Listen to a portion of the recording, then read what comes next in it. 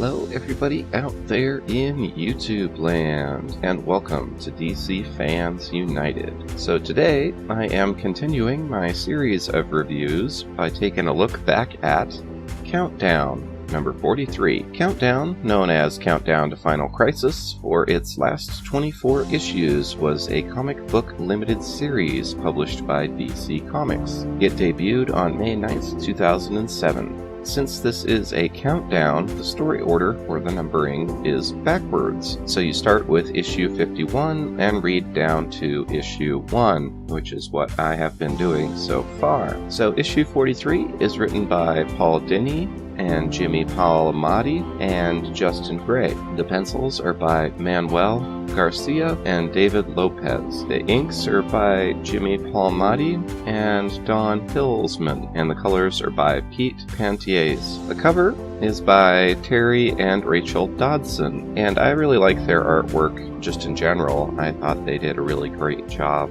on their run on Wonder Woman, and that was collected into a trade back called Who is Wonder Woman, which I thought was really good, and I would highly recommend reading it. So the first thing is, starting off with the cover, it's pretty good. It's a little kind of boring for me, especially for a Dodson cover, but it's good. It definitely captures what the majority of this comic is going to be about, and it is titled A Final Farewell. So starting off on the first page, we are outside of Keystone and Central City, and they are talking about how the Flash has died, and we see the Flash Museum and people in different places in the city. So then we go to the actual funeral, and we get a pretty good page here. There's a large panel at the top of the page and some smaller panels. We get the credits for everybody, and we see Power Girl and everybody. All the heroes are there to attend the funeral. And we go to the next page, and we see Garrick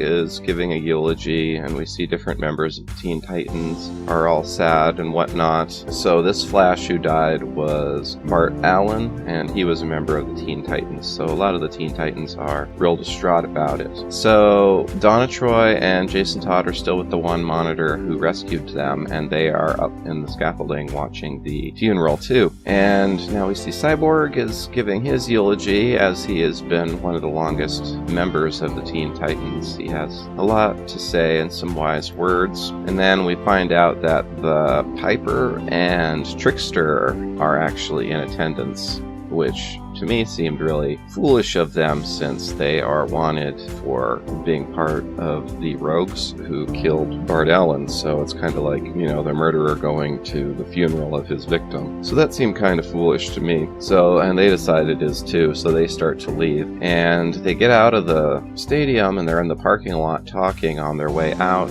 and then suddenly they hear gunshots, and one of them is hit and goes down. And then the other one says multiplex, and Multiplex says, "Fall down and play dead, Trickster." And Trickster says, "Not likely. You can have Piper, but me." And then Deadshot pops up and says, "You two are the dumbest criminals I've ever seen." And Trickster says, "Deadshot, you too?" And Deadshot shoots him and says, "You guys are an embarrassment to the community." So I don't know at this point if Trickster and Piper are dead, but they are definitely looking that way. So that was kind of surprising. And then we get this really great advertisement here, this full page. It says the countdown continues, and I thought the ad campaign that went along with this comic book series Countdown was really cool. I liked all these little pages of advertising. So then we catch up with Forerunner. She is talking to the Monarch. So the Monarch has been building this army in the Bleed, and he wants her to lead it and be the general of it. And he tells her all about it, and then we get this really cool splash page where he says, "This will be your troops." And you see all these armies around marching and ships and stuff. So it looks really cool. I like this page a lot. So then we go to the next page, and we're catching up with Holly Robinson,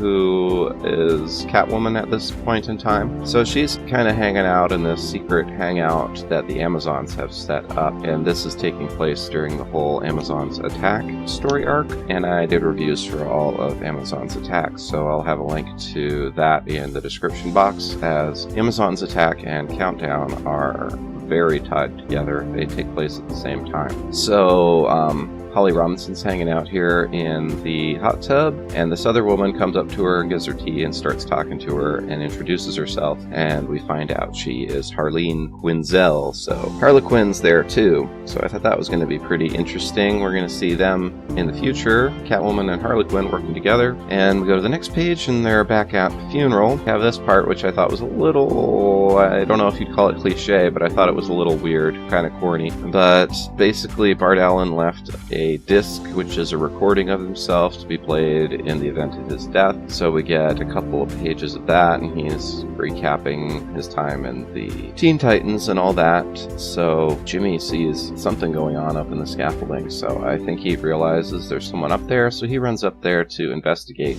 And right at the same time, the Monitor, who is with Jason Todd and Donna Troy, says, now that it's over, can we talk about the Nanoverse? Because he wants them to go into the Nanoverse and try and find the Atom, who apparently connects to all of this and can help them some way. So they're going to look for Ray Palmer. But in the meantime, Red Hood's mad, so he punches him, and Donna Troy gets mad at both of them and grabs them, and they fly off into the sky. And Jimmy comes through the door right where they are and sees them flying away, but he is too late. So they're in the sky there, and Donna says, I can't even speak, I'm so angry. You want to kill each other? And the Monitor says, I apologize, Donna. I know it is painful, but this is bigger than a single human life. The Monitors are going to bury entire universes, including this one, that I watch over. So they decide that they have to go and find Ray Palmer. Then we get the last page. They're wrapping up the funeral, and they put Bart Allen in his casket into the hearse, and Jimmy has newly inspired by Bart's death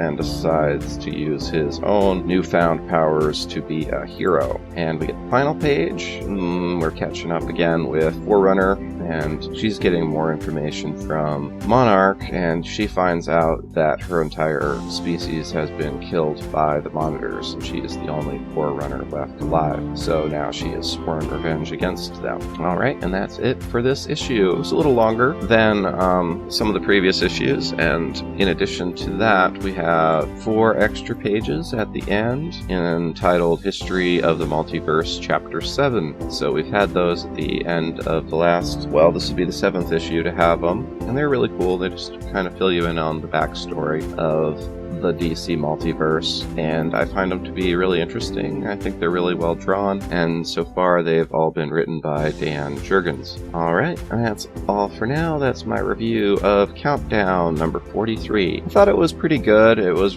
probably about 70% of it was that funeral though, so I honestly found that to be a little bit boring. Overall though, I thought it was a good issue, and I'd give it 4 out of 5 stars, and I like the Countdown story arc overall. Alright, that's all for now. Thanks for watching and being a part of DC Fans United. You can, if you aren't subscribed, please subscribe, and if you want notifications, click the little bell next to the subscription button. Alright, that's all for now, and thanks for watching.